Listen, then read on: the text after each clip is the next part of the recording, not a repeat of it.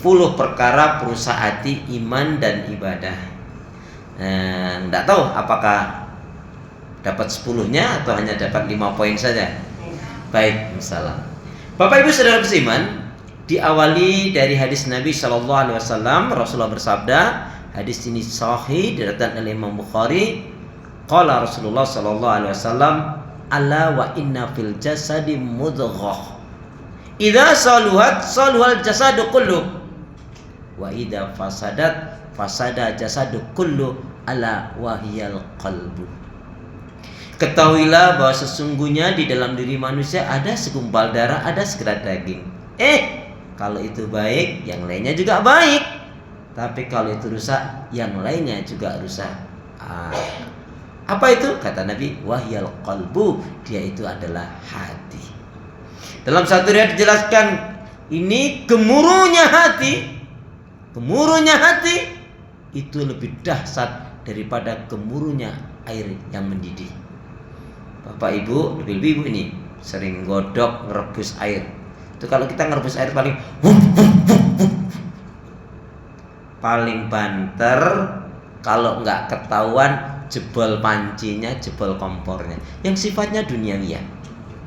Maka bodohlah seseorang yang dipusingkan dengan urusan dunia yang tidak membawa ke surganya Allah. Rugi, bodoh seseorang yang mau dipusingkan dengan urusan dunia. Makanya jangan sampai kita ini tergolong orang yang diperbudak oleh dunia. Ada nasihat menarik dari Imam Syafi'i. Yang pertama beliau mengatakan, barang siapa begini nasihatnya, jadikanlah akhirat itu dalam kolbumu hatimu. Jadikanlah akhirat itu dalam kolbumu hatimu. Kenapa? Siapa yang dia menjadikan akhirat di dalam kolbunya, di dalam hatinya, maka Allah akan memberikan kebaikan, keberkahan, Allah akan memberi kebaikan, keberkahan dan kecukupan, dan dimudahkan urusan ibadah akhiratnya, apalagi hanya urusan dunia. Amin, gitu nggak Pak? Amin. Ya amin aja dia babain dulu, ya Allah ya. Jadikanlah akhirat itu dalam kolbumu, hatimu. Siapa yang dia menjadikan akhirat itu di dalam kolbunya, hatinya, maka Allah akan memberi kebaikan, keberkahan, kecukupan, dimudahkan dalam urusan ibadah akhiratnya, apalagi hanya urusan dunia. Amin. Kemudian beliau juga yang nasihat yang kedua beliau katakan apa? Dan jadikanlah dunia itu hanya sebatas genggaman tanganmu saja. Jangan sampai melekat pada hatimu. Sebab kalau dunia sudah melekat pada hatimu, nanti kamu mudah dipatahkan, diperdaya oleh syaitan. Naudzubillah min dzalik. Nah, kemudian yang ketiga, apa nasihatnya? Dan jadikanlah kematian itu di pelupuk matamu. Dan jadikanlah kematian itu di pelupuk mata. Bapak Ibu Saudara seiman, tentang hati kita juga bisa lihat di dalam surat Asy-Syu'ara. Surat yang ke-26 ayat yang ke-88-89, Allah Subhanahu wa taala berfirman, A'udzubillahi minasyaitonir rajim. Yauma la yanfa'u malu wala banun illa man atallaha biqalbin salim. Yauma la yanfa'u malu wala banun illa man atallaha biqalbin salim. Pada hari di akhirat nanti tidak ada yang menyelamatkan seseorang. Yang menyelamatkan itu bukan harta kekayaan yang melimpah ruah, kecuali harta kekayaannya dia infakkan, dia sedekahkan di jalan Allah. Juga bukan anak yang dibanggakan, kecuali anaknya baik, solihah. Saya mau tanya pada Bapak Ibu, doa untuk anak kita gimana ya? Selain itu Bun, ikutin saya. Bismillahirrahmanirrahim.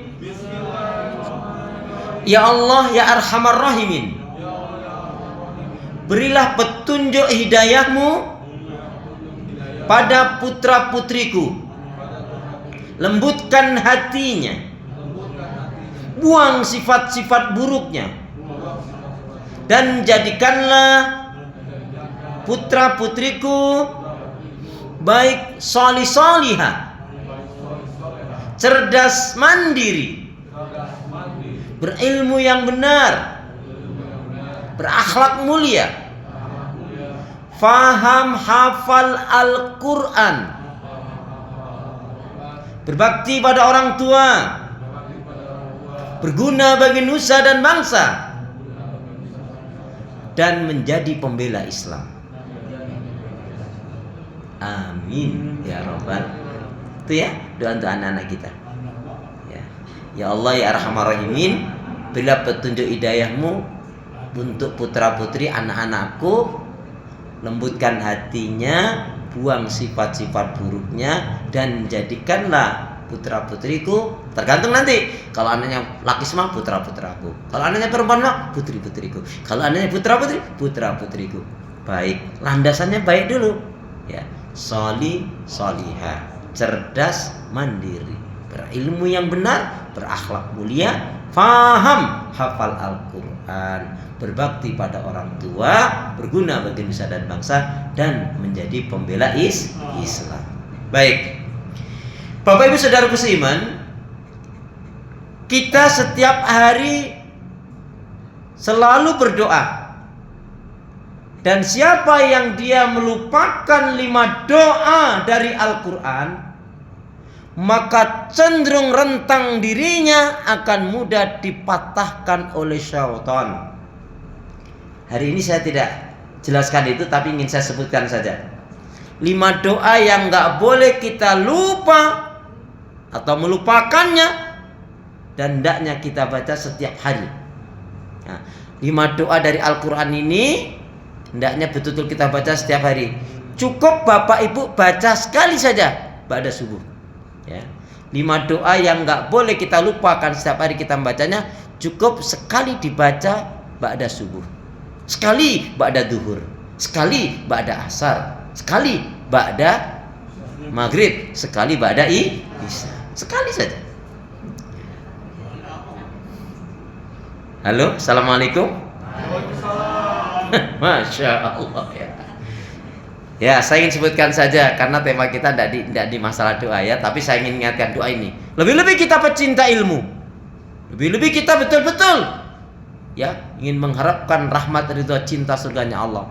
Maka 5 doa ini saking pentingnya nggak boleh kita lupakan.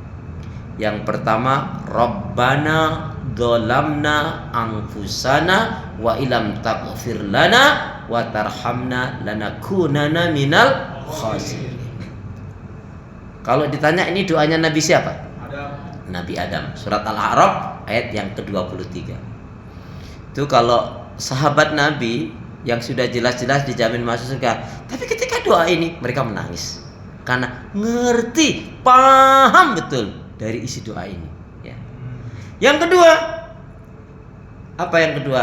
Rabbana la tuzigh qulubana ba'da id hadaitana wa hab lana min ladunka rahmah innaka antal wahhab. Surat Al-Imran ayat 8. Ya Allah, janganlah kau palingkan, janganlah kau condongkan, janganlah kau sesatkan hati kami ya Allah setelah petunjuk hidayah kau berikan kepada kami. Ya.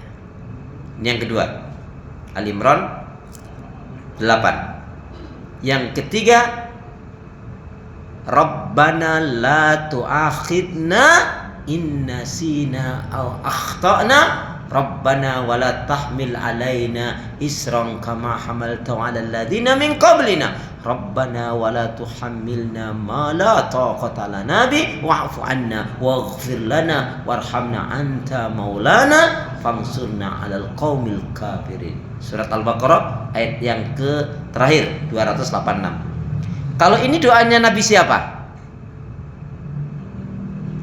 Rabbana la tu'akhidna in nasina aw akhtana. Ini doa Nabi siapa? Ya Allah, Masya Allah, Astaghfirullahaladzim, innalillahi. Jangan sampai saya bilang begitu. Nabi Nuh.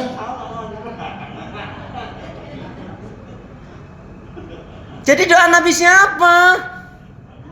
Bahkan doa ini ada orang alim yang memberi judul, ini doa anti galau. Kalau dia paham. Ini adalah doanya Nabi Muhammad Rasulullah Sallallahu Alaihi Wasallam. Nah, macam mana kita ini tak tahu ini? Ya Allah, ya Allah. Kemudian yang keempat, Rabbana hab lana min azwajina wa dzurriyyatina qurrata a'yun waj'alna lil muttaqina imam. Doanya Nabi siapa? Doanya Nabi siapa? Nabi Ibrahim. Kalau yang kelima, tuh Bu, mohon maaf ya Bapak Ibu, ketika seorang muslimah berdoa ini, kalau yang muslim berdoa Rabbana hablana, maka dia minta kepada Allah agar dia bisa menjadi hamba yang soleh. Kalau laki-laki suami yang soleh. Kalau wanita berdoa ini agar dia bisa menjadi istri yang solehah. Ya.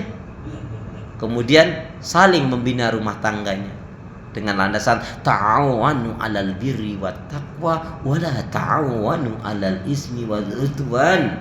Tolong menolong dalam kebaikan dan takwa, bukan dalam dosa dan permusuhan. Yang kelima, tadi surat Al-Furqan, surat yang ke-25 ayat yang ke-74. Rabbana hab lana min azwajina wa dzurriyyatina qurrata a'yun waj'alna lil muttaqina imam. Yang kelima, Rabbana atina fid dunya hasanah wa fil akhirati hasanah wa qina adzabannar. Dalam surat Al-Baqarah 201. Nanti ada penjelasan sendiri ya. Hasanah fid dunya itu apa? Hasanah fil akhirat apa?